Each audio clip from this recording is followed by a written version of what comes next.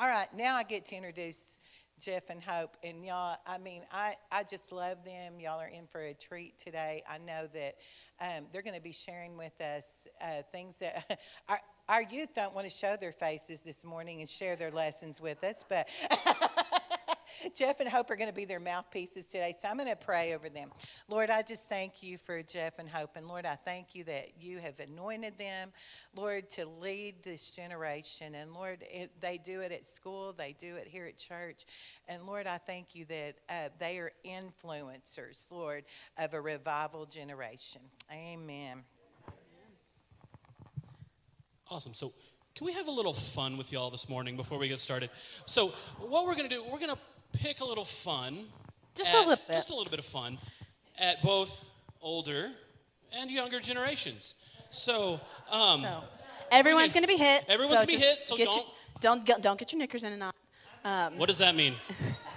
Don't get bent out of shape. I know. I say that all the time to my students, and they're kind of like, okay. And so I told her that this morning. I was like, no one that you tell that to knows exactly what you're saying at all. No one.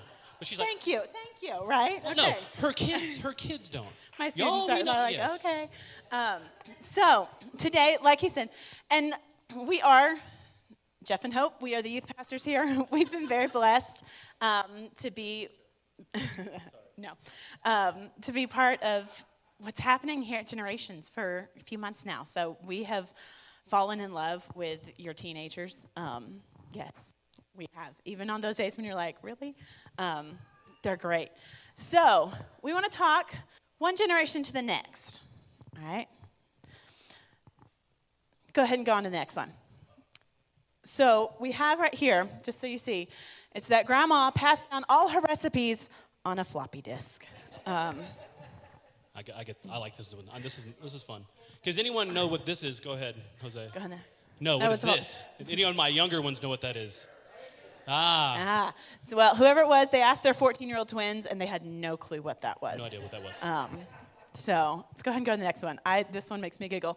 Dad likes reading, so I got him a Kindle for his birthday, and he's using it as a bookmark. It works. In back of an Uber, my 11-year-old asked me, what does this thing do on the door? Anyone? Danny, do you know what that is? But Danny, do you know what that is? No. Okay, roll the windows down. Exactly. Okay, next one. My mom photocopies the recipes off of her iPad. So she takes her iPad and she puts it on the copier and then photocopies the whole thing. This one kind of hurts a little bit. This one hurts us. This one. Yes. And it says, the kids found this Leonard Skinner tape in the creek bed and asked if it was from the Civil War. That hurts us. That one hurts my generation. I grew up on cassette tapes. So it's quite funny to watch sometimes. If you ever want to be entertained, you can go to YouTube and so kids react to things. And so one of those things was that cassette player. And they had no earthly idea how to even get the cassette out of the case to put it into the tape. So it was quite funny, but we didn't have a lot of time, so anyway. So there you go. Okay, so moving on, we want to talk about lessons from a younger generation, right? And we talked to our youth, and we were like, hey, what would you want to teach an older generation? So often you have the older generation passing on wisdom to the younger, but the younger generation has a voice. And so we kind of took some of their answers and compiled it and kind of bullet pointed it for you. So the first thing that we want to talk about is different doesn't mean bad. When I was in high school, very influential coach in my life and Bible teacher, he had us memorize Psalm 139. And I'm a bit rusty on it, but the big part that always sticks with me is Psalm 139, 13 and 14. And it says, you made all the delicate inner parts of my body and knit me together in my mother's womb. Thank you for making me so wonderfully complex. Your workmanship is marvelous. How well I know it. The truth is that we are all of us created as unique individuals on purpose, with purpose, and for a purpose. How boring would the world be if it was just a world full of Jeffs or just a world full of Hopes? If it was just a world full of Connies, I feel like there would be parties every day. But the truth is that each and every one of us is created uniquely, and we celebrate that. And we have to remember that applies to our youth too. It applies to the next generation. They're created uniquely, and they are not going to fit any kind of cookie cutter mold. One of the things that we have specifically seen from youth is they want to be heard. They want to be understood. And they want you to know that they do know how to do things. And they have skills, even if they aren't the same skills as y'all. The truth is that we see this most often with technology, right? And the reality is that over the years, technology changes. No, they might not be able to use a typewriter or a cassette player. Partially, though, that's because of advancements. I'm willing to bet that most likely the majority of you, of your generation, or the older generations, wherever that applies, don't necessarily know how to use blacksmithing tools. Because you don't have the need, right? There are advancements in technologies. They have new things. They know how to use a typewriter. They just don't realize they know how to use a typewriter because they know how to use one of these.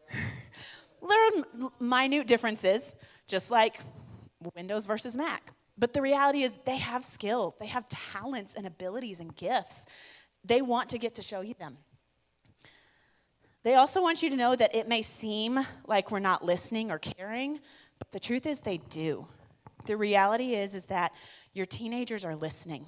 They are hearing.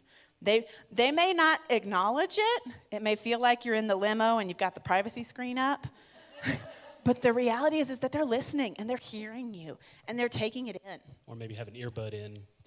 They may have an earbud in. They may have an earbud in one ear and then they're listening to the other one. Right. And I get it. I'm a teacher. It drives me crazy too. But the reality is that they are still hearing you. And when you make comments, oh, these teenagers, whatever, they hear it and they take it. This generation is facing different things from older generations, even from our generations. Things like depression, anxiety, suicide rates are all growing exponentially. ADD and ADHD rates are also higher. So when you have that kid who is constantly tapping with a pencil or whatever, understand that sometimes their brain is functioning differently. I'm a theater teacher, and so I call it a fluid classroom, right? We don't just sit at desks. We're moving a lot. So I kind of have to deal with a little bit of organized chaos. But I have one sweet child who I love dearly, who his brain it's jumping. It's like somebody's got the channel changer constantly pushing, right? But what I have found with this kid is when I'm trying to give instructions at the beginning, if I'll let him just stand by me, or sit right here on the floor, or just walk between me and the wall, he'll catch it all, and he'll do it for me. He will. Sometimes you just have to give a little grace. Just like we want a little grace with our quirks, they want grace with theirs. Another big thing that this generation is facing, deviant sexual preferences, gender confusion, are things that weren't discussed as much, really weren't necessarily acknowledged in previous generations. Now, not only is the world screaming at the kids to acknowledge it, but to accept it and embrace it. They face that every day, you guys. Breaks my heart because there's so many kids who are hurting, and the world is screaming at them to be yourself, but be yourself this way. And it's lies. And the truth is that Christian teenagers are facing this just as much as the world. With everything that they are facing, they need you now more than ever. They may act like they don't, but they need you now more than ever to love them where they're at. Now, please, do not hear me wrong and think I'm saying accept and go along with lies. But in order for your voice to truly impact them and call them to be better than where they're living, they first need to know that you care and that you're going to love them despite your struggles and their struggles and flaws. And for my younger people in the generation in here, no, the pressures of this world are not an excuse just to do what you want, act like a victim, disrespect authority, any of that. But rather, the challenge for you guys is to learn from those in authority. Rely on the wisdom of those beyond your generation to combat the world and live counter to this culture. And also understand that for a lot of our younger generation, they're what we call technological natives. Even our generation and beyond, we're technological settlers. We did not grow up with one of these in our hands. We didn't. And I'm not saying these are bad and evil and of the devil. They can be used for great things. But the truth is that we didn't grow up with quick access to anything and everything we wanted, whether or not it was good for us. They have. Now, what I think is, as an older generation, we need to recognize that a lot of our youngers have been exposed to things much more than they should, much earlier than they should. And especially during COVID, when a lot of them had unmonitored access. And I hate that as an educator, and everything had to go to here, but it's a double-edged sword.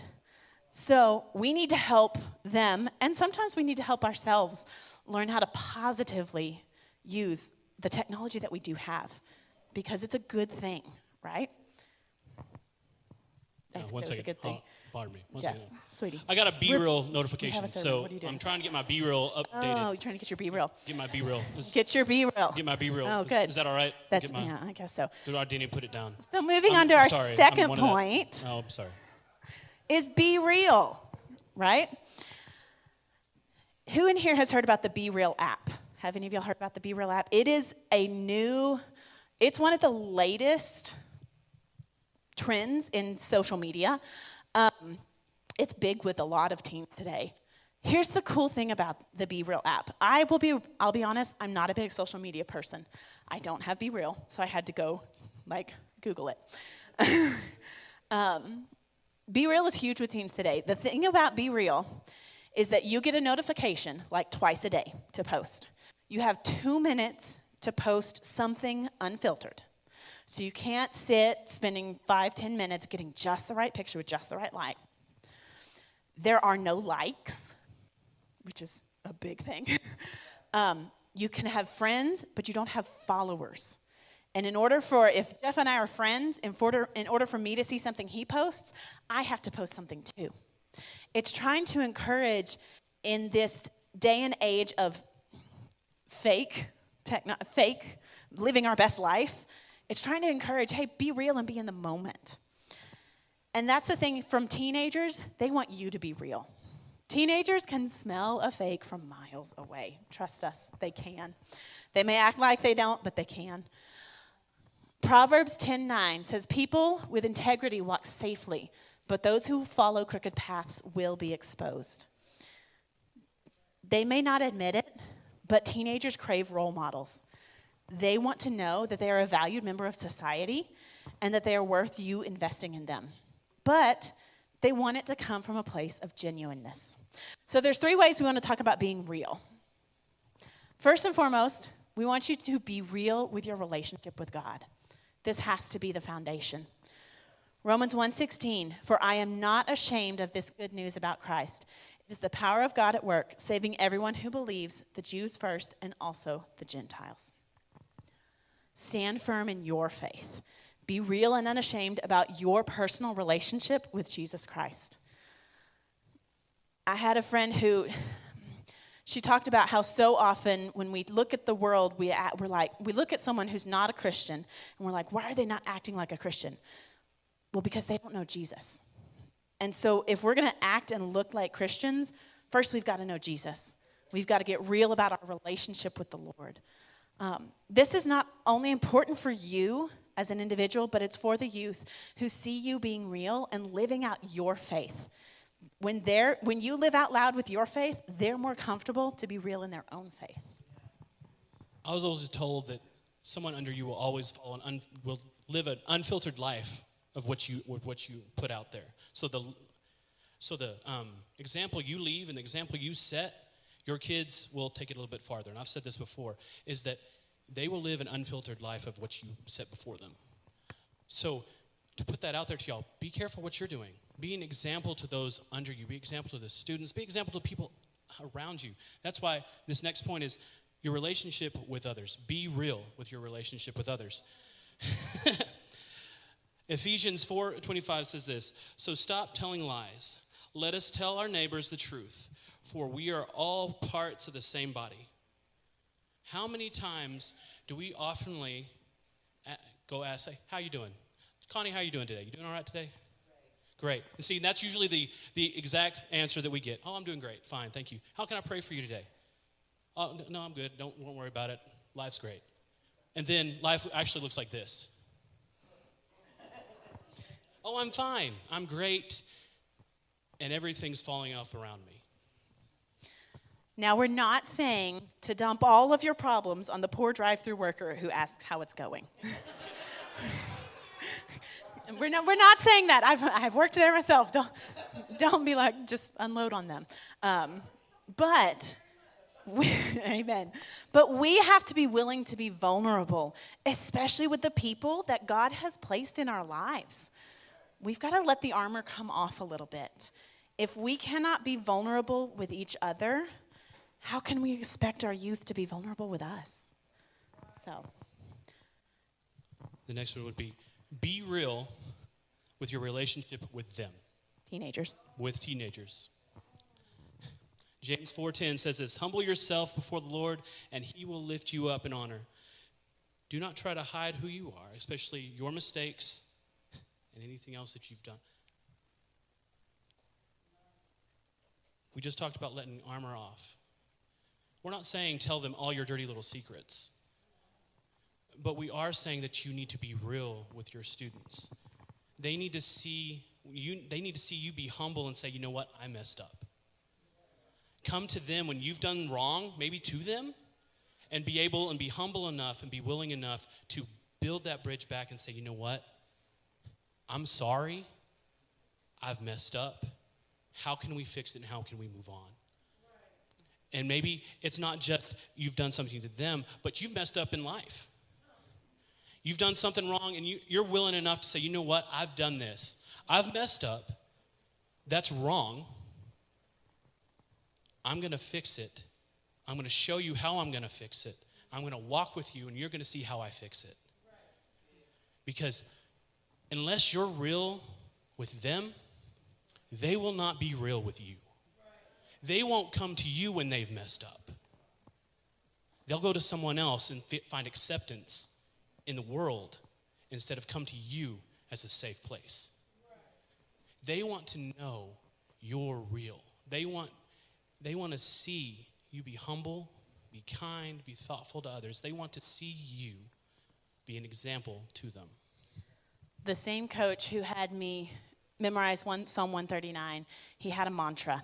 And this was an amazing man who had messed up and was honest about it and said, this is now part of my testimony. This is where I've been. This is how God has redeemed me, right? And I count him as one of the best Bible teachers I've ever had. But he had a mantra that he always said, and I have passed it on to so many younger generations.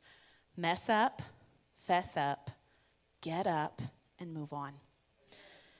And the thing is that just as I tell that to kids, I still have to tell that to myself. We're all human. Just because we pass the 30-year-old mark doesn't mean we stop being human and stop making mistakes. They never want you don't need to be perfect. All you need to be is an example and be humble enough to say when I've messed up. All right, the last point we'll be talking about is live life with a bet mentality. Have you ever heard your youth, your kids, people around you say, bet? All the time. All the time. It's almost annoying, especially in middle school. Yes, I'm not going to lie. It's a little bit annoying. It's a little bit annoying because middle schoolers are like, bet, I'll do it. Yeah, bet. What? Bet. What? Bet. Stop. Bet, nothing. Even the elementary kids. You have no money to bet. Even my little elementary kids were like, bet. I was like, I bet you can't run that. Bet. Like, you're 5. What in the world? No, I'm kidding. But approach the world with a bet mentality. Explain what bet means for us. Let's do it this way.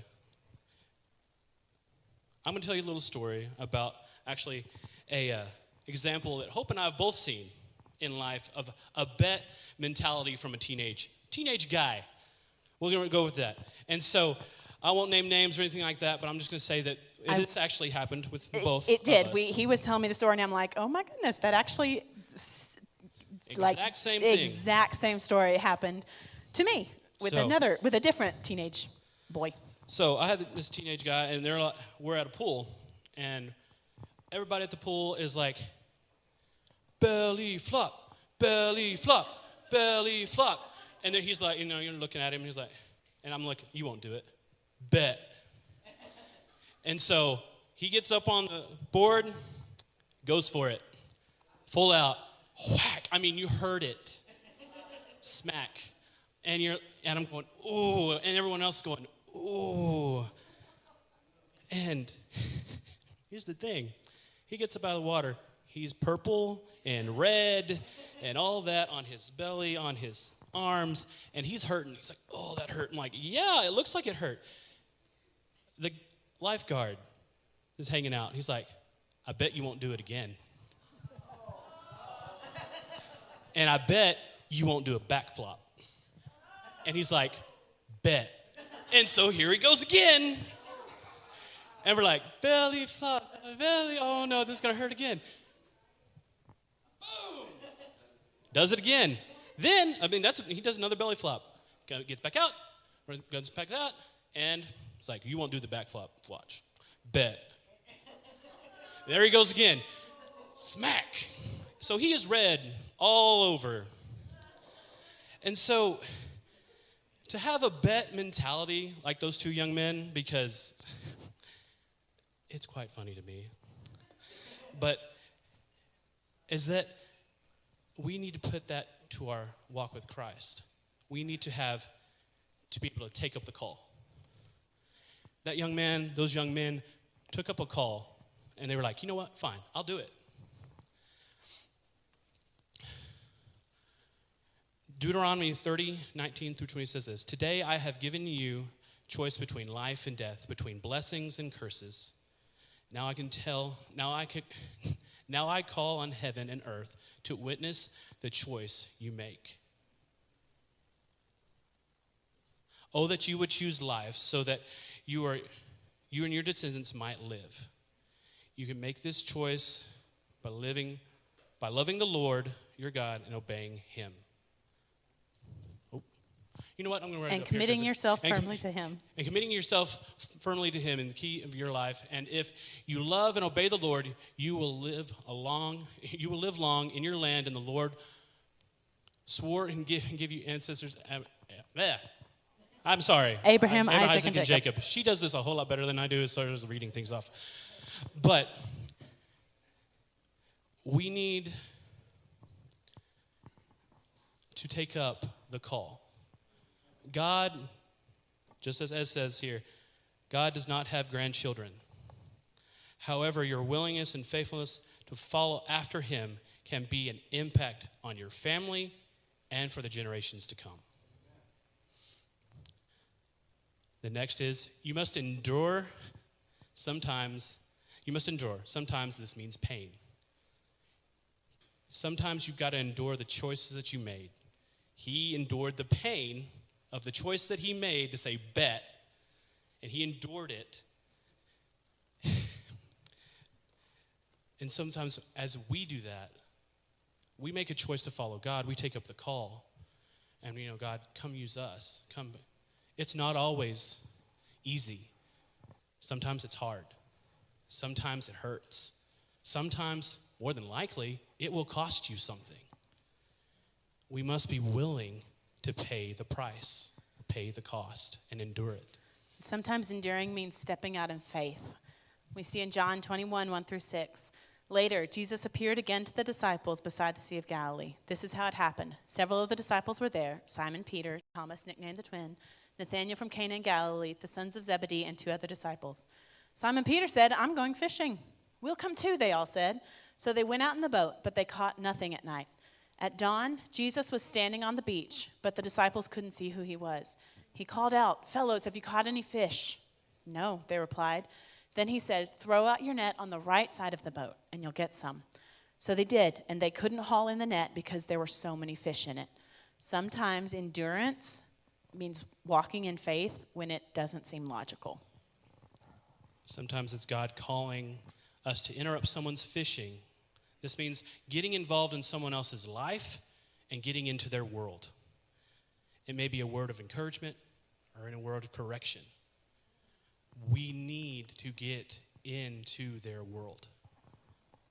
We need to take up the call. We need to endure, because most of us have done more life than they have.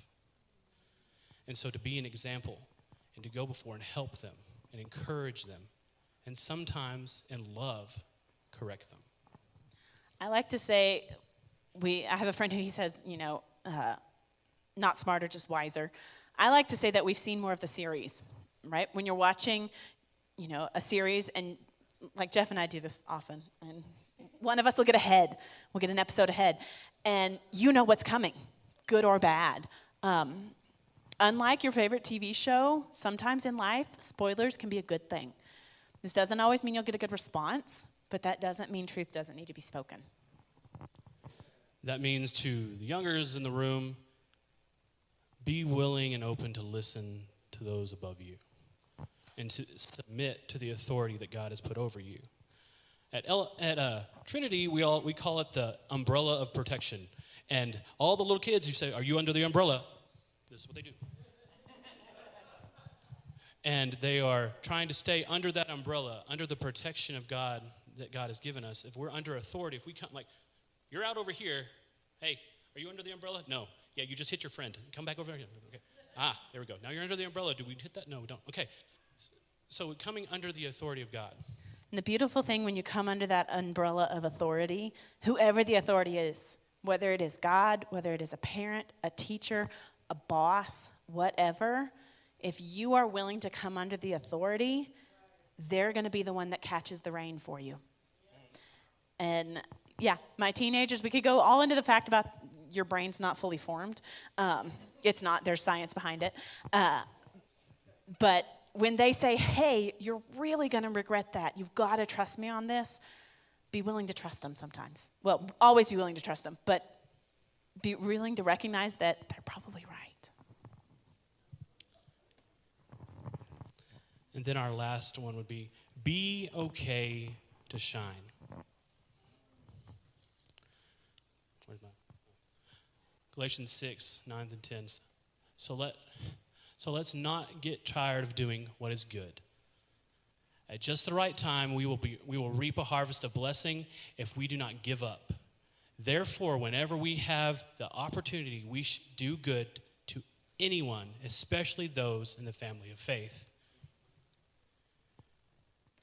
We've got to take up the call.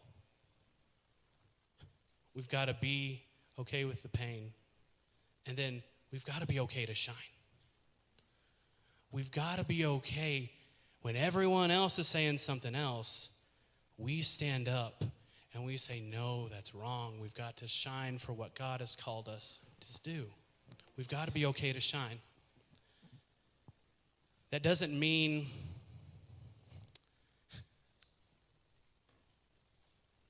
just accept what's going on and just be good with it. But it does say, God works everything out for the good of those he loves. So don't be weary. Don't grow tired of doing good.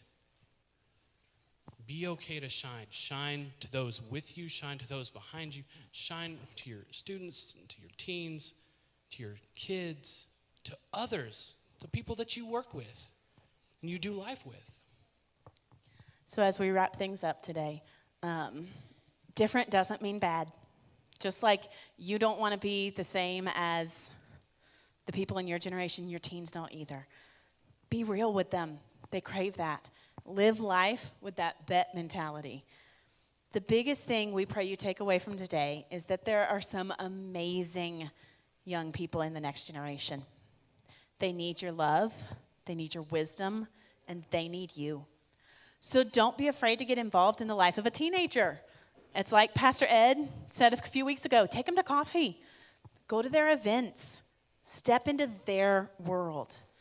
Yes, sometimes invite them into yours, But they'll be a lot more willing to come into your world if they see you're willing to step into theirs. We actually asked our students this question. It's like, if there was something you could tell the older generation, what was one thing that you could tell them? And multiples of them said, we want a mentor, we want an example, we need someone in our life showing us how to do things right. This was from your generation. This was not something that we made up and told them. They said this to us. They're calling and they're screaming out to you, even though they may not look like it. Most of the time, they look like this.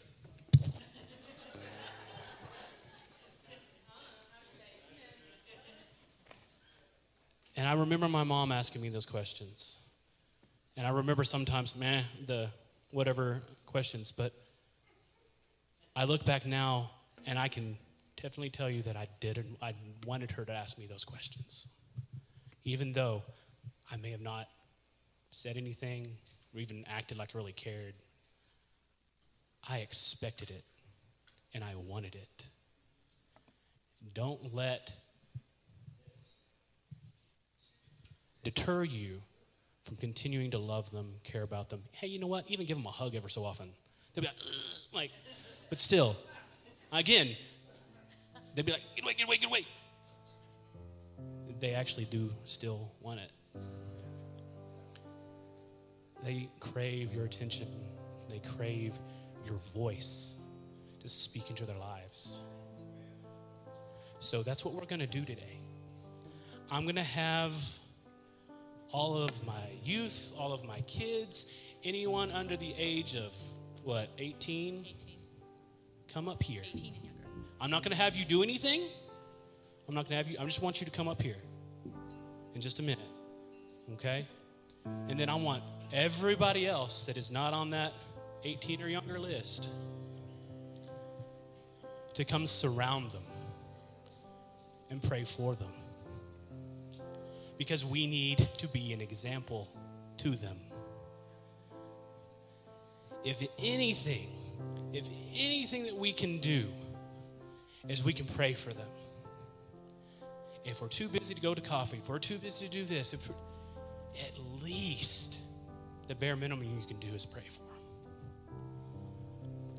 So we're going to play softly for a minute. I invite y'all, we'll dim the lights if we could, Alicia, or somebody dim the lights. Okay, cool. She got it. She's working on it. Hunter's getting it. She got this. Generations right there, folks.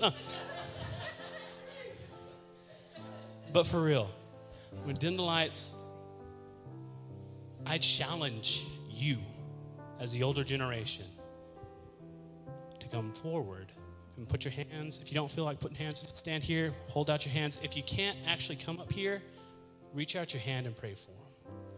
But I'm going to give you a few minutes. Get up out of your seats. Come up. So y'all spread out. Youth and kids, y'all spread out a little bit so they can come pray. Let's go that way. Go that way. Spread out a little bit. There we go.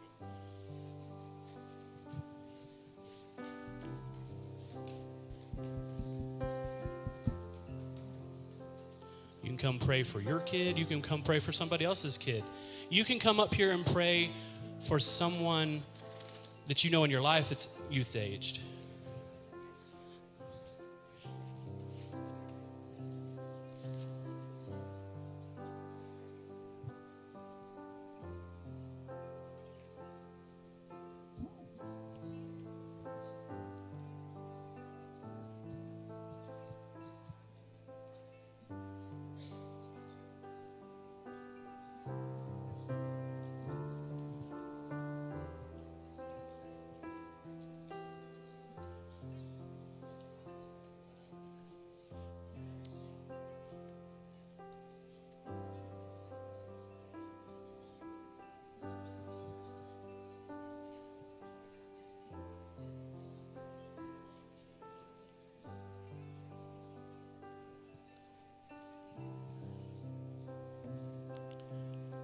Father God, I praise you and I thank you for today.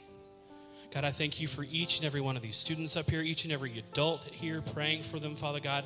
I praise you and I thank you for the generations that they represent. from the older to the younger and the younger to the old. Father God, I pray right now, Father God, that you would pour out your blessings upon all of them. Father God, as a generations church, Father God, the generations church, Father God, that we would extend ourselves out to generations. We would love the generations together, united as one. God, I lift up each and every one of these people at this altar. Father God, I pray that you'd be with them, strengthen them, go before them, come in behind them, protect them on the left and the right. God, I praise you and I thank you for the amazing thing that you're going to do in each and every one of their lives. God, I pray for everyone in this place right now, Father God, that you would have this special touch for each and every one of them. That they would know that you have a purpose, a plan for them, that you love and you care about them, and that you hear them, Father God. God, I praise you and I thank you for this time. In Jesus' name, amen.